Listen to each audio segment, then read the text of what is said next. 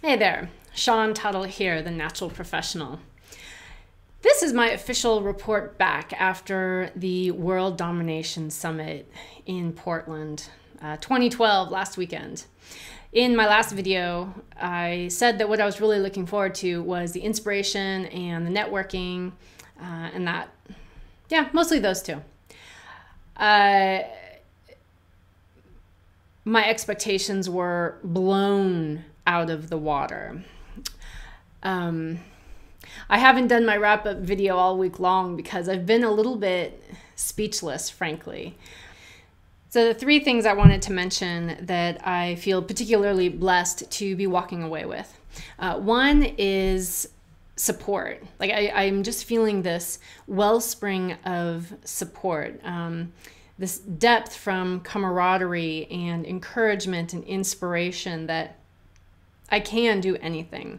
And I mean, frankly, I'm feeling like it's just a matter of time before I, take Natural Professional to where I know it's going to be, because I've got a really big vision for it. I mean, one of the biggest benefits to being really connected with that passion is it just burns away the rest of the crap. The stuff that seems so important but isn't really just gets burned away when you've got that fire burning so strongly for your vision.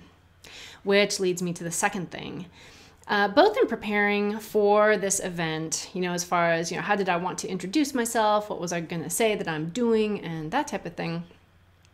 Then with all the input of the weekend, it caused me to embrace, frankly, that is the word, embrace what this project is really about. I am looking for nothing short of a paradigm shift.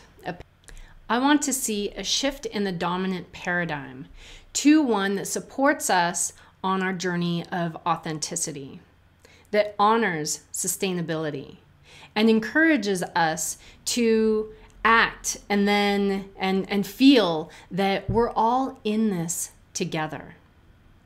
If one person wins at someone else's expense, we all lose.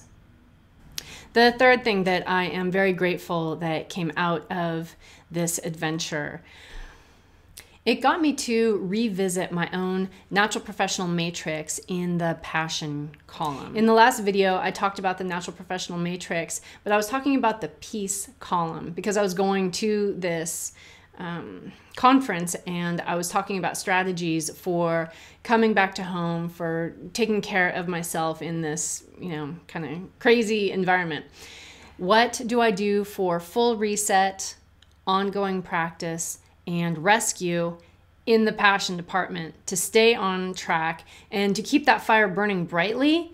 So like I said, it serves to cut the crap and help me stay really focused on priorities so that I can kick ass and be out there doing all the great work and manifesting this vision that is forming. So for the full reset, the conference itself, the World Domination Summit, awesome full reset. For the ongoing practice, I put down three things. One was to make a point of having a conversation about this stuff on a daily basis. The second thing was, is to be paying more attention to all of the crap going on in the world and use those examples, use those situations as a bounce off point. If I'm talking about shifting a paradigm, then it's going to be really helpful in illustrating, here's a bad way, here's a good way, here's how we can do it differently, here's how we can do it better, here's how we can do it more compassionately. The third thing I'm going to do is to acknowledge on a daily basis one thing, could be more, but at least one thing that I've done to move me forward in realizing this vision. And then to move that into a place of gratitude. Then for the rescue part of my chart here, the main things, the easy ones for me are to read other people's work. And the two that immediately popped into mind were Danielle Laporte and the Middle Finger Project, Ash at the Middle Finger Project. Both of them, I just read them and I just get fired up. So if I'm feeling in the doldrums or just feeling a little dull or a little like, oh, what am I doing? Blah, blah. It's inconceivable to think that could happen right now, but I'm taking precautions, okay? For when it does happen, sometime in 3 weeks maybe.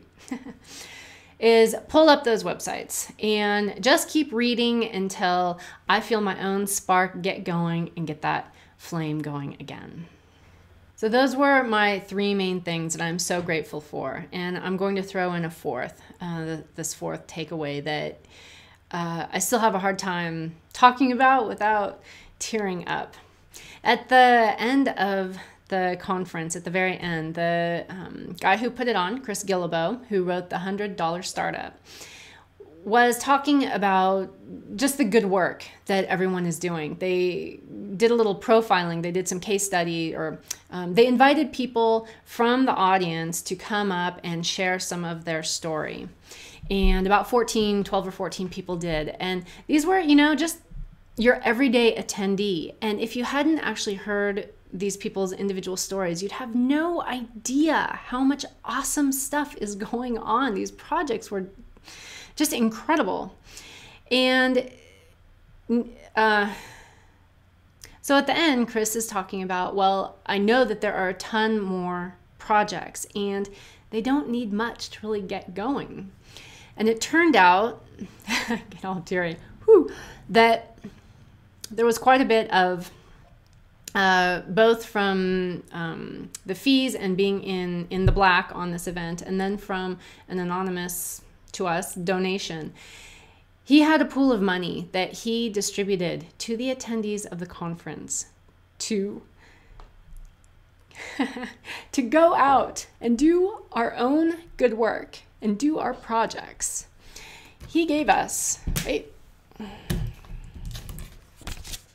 $100 bill as we left the conference. Mine is still sitting here on my desk as a reminder. I am going to spend it wisely, and I am going to spend it on something that to me represents investment in this project to manifest this dream that I know is going to make the world an amazingly better and more powerful place. But the kind of power that we want to be seeing, one based in the heart, based on compassion, based on love, because we are all here together.